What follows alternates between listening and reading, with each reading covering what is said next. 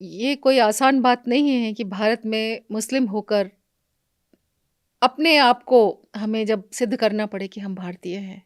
एक बहुत बड़ा दुःख भरा पहलू मुझे समझ में आता है। सच बात यह है कि इस देश में हज़ारों साल से न हिंदू खतरे में है न मुसलमान खतरे में है बिल्कुल। कि जब आप कॉन्स्टिट्यूशन के साथ चलते हैं तो आपको कोई ख़तरा नहीं है। मेरा यकीन यहाँ भारत के संविधान पर है जिसको बाबा साहब अम्बेडकर साहब ने दिया इस देश को, और मुझे लगता है कि सबसे बड़ी ताकत वो है।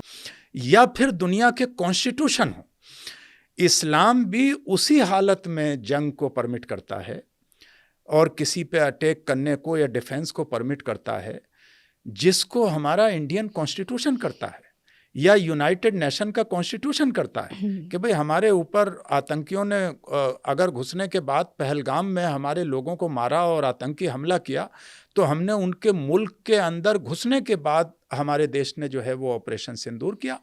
You will be surprise to know कि कुरान और हदीस में जितनी जंग के बारे में भी जो जो चीज़ें कही गई हैं जिहाद के बारे में, उनके ज़्यादातर जो मुखातिब हैं वो या तो अरब के लोग हैं या ईरान के लोग हैं या रोम के लोग हैं या इजिप्ट के लोग हैं। प्रोग्रेस जो मुस्लिम महिलाएं खास तौर पे उनकी एजुकेशन, उनकी प्रोग्रेसिवनेस, उसके बारे में आप क्या कह सकते हैं या क्या करते रहे हैं और आगे ले भविष्य में आपकी क्या योजना है? तो मजहब तो इक्वालिटी देता है, ये समाज है जो रुकावट बनता है, क्योंकि और सबसे पहले कई जगह माँ ही ये डिसाइड करती है कि वो अपने बेटे को जो फ्रीडम देती है वो बेटी को नहीं देना चाहती। वो चाहती है कि बेटी घर में दिन छुपने से पहले आ जाए, बेटा आवारगी जो है वो रात के 12 बजे तक करता रहे।